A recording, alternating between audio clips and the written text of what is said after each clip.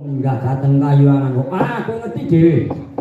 Siji Bakari Durga, loro Bathara Kala ku jer munggah nyang kayuangan. Mesti ndadake bubrahe tatanan kayan Jawa wis to. Iki wanune Bathara Kala nuwun pangan daginge manungsa kok adiguru midini ora kaki. Kok mekaten iya. Lah ya kuwi sing didini dadi pangane Bathara Kala ya ku manungsa kang nandhang Sukerta kuwi ya sih. Akal to sekene to nggih iki kota seke mutan yang nandhang Sukerta coba apa wae iki.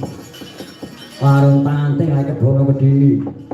Sendang kabeh tanjuran pendhuk. Lah nyatane sekene kuwi dibacok dening Bathara Kala.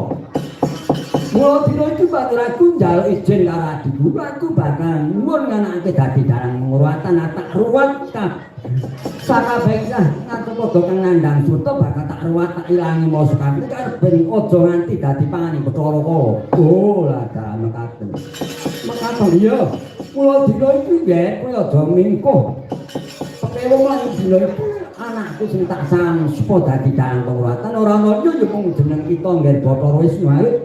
Sira iku dewaning banyu-banyu ku penguripan manjing katenteman kuwi bisa nentremake marang sakabehing tanah apa doa iki ngaten wis paken jauh.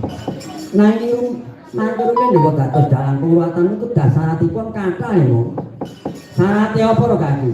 Kateripun kedah gentur tapanipun tai remen kuna talak broto. Lan kedah sampun mantu. Iya nyatane kuwi wis mantu. Lan kowe iki wis kulino prihatin jaman nom-nom iki ora kurang-kurang ngomong prihatin. Wis mbok rewangi. Poso ngebleng kungkum lan nekar-nekar ya komplit. Ya kowe nyatane nek pemindhane ya jujur awet dalang sejati dalang penguatan. Kuwi bojone ya wong siji nyatane bojoku ya wis siji no ya. Kowe iki ngaten ya dalang saken gawe. Aturipun dados dalang penguatan kedah tasih turun dalang. Nyatane kuwi isih turun dalang. Kowe kuwi turun saka pengging mutu swarga Simbah Bondo Martoya kuwi dalang zaman Sinun ping 10 kuwi dalang kondang. Mbahmu Bondo Martoya kuwi nurunake ibumu nurunke kowe iki isih turun dalang. Mbahmu buyut sing Semarana.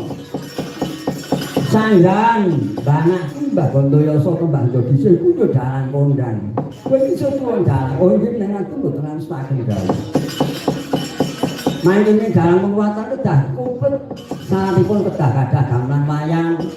Kaitan komplit. Nyatane iki yo wis digamelan piranti dhewe ngono kok. Oh iki. Ora kaitane sikis. Wes rombongan iki rombongan sekulina merah iki Mas Tarno, Mas Mul, Mas Manto. Kabeh iki rombongan sedulur awake dhewe kabeh Pak Momong lho iki. Wis kok sing ngiri karo kowe iki. Lakon tak kendhal. Mula dina iki kowe dandano dadi dalang kekuatan karep ben aja nganti ngawis tarani ya wis iki bocah tak kendhal. Nang ngaten yo niku namung njageni dalan kok sok ora jejak niku kedah gadahi serati mboten nyetang pengendang niku udah ada.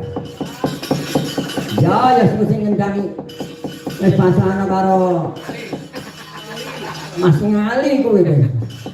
Wis selo ambak kiyaine iki wah sabetane kebuane sing medine dirae tenan. Karo Pak Sameng ngendeng cek mantep Mas Ngali. Ah yen kalau suni. Engkang ngender sae dipun ya lah kok sapa sampeyan Suwanarada ya aku bapak ngender ora montra-montra pengender wis kaya Mas Gito musuk kuwi lho. Mas Gito ngender ya elok dinengan ya Mas. Mas Manto ya ngender ya elok. Kakang Mas Broma iki kuaturi dados pengender iki. Wah aku sing ngender. Iki Suwanarada kuwi dados pengendang kula ya yen aku sing ngender iso nek Suwanarada ora jatuh ngender aku sing ngender ora apa-apa.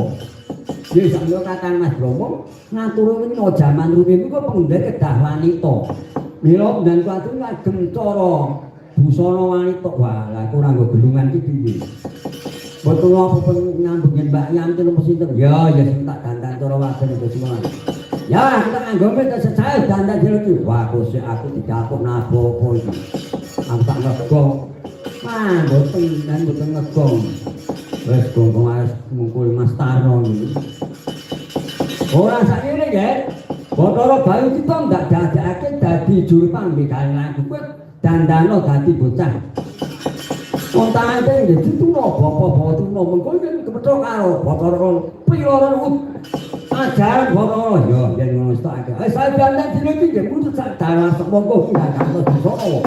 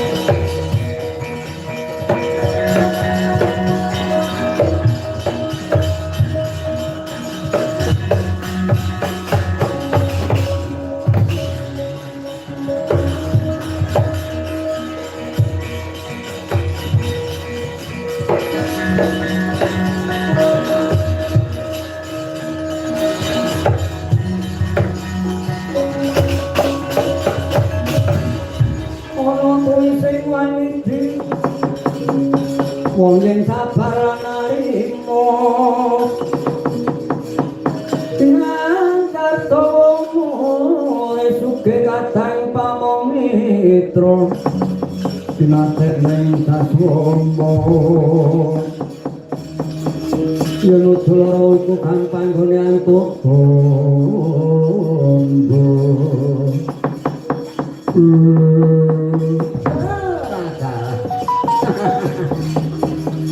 anakku wis bareng dandan cara wah bagus jen bagus kaya diundang iki si Onarada mekaten saking Jawa Paduka si Onarada ya saiki ngene ya guys ganti rupa ya ganti jeneng lajeng kados pundi saiki jeneng tak wene jeneng ya Kyai Dalang Kandha Buwana kula dipun paringi nami Gino Kyai Dalang Kandha Buwana ya kondo sekarang Buwana Jagat muga dadi dalang bisa kondang sak kumahe jagat iki tenan saken dawuh lajeng kula dipun paringi nami sinten Onarada yo nggih bapak kok saiki nganggo jeneng ya kuwi nisuni to Nyai Saruni tegese kowe dadi kunder kuwi kudu seru to muni dadi kintingamu iki kudu kena dimiringake karo dalang ayo dalang jaran jantur an sulo aja nganti geblegong iki tenan wong saken dawuh lajeng si Onarada kantos asma sinten aku saiki ganti jeneng ya kuwi Kyai Buyut Tapa Wangkeng ya utawa Nyai Panjak Ensek Enggel ae kuwi nggih paduka gantos asma Buyut Tapa Wangkeng ya tawi siwa kalungan ya aku jenengmu siwa kalungan ya Buyut Tapa Wangkeng aku pengendangmu saya saiki ing gambaran jantur tumure ngarsa padha nek monggo swawi kula dewasi siwa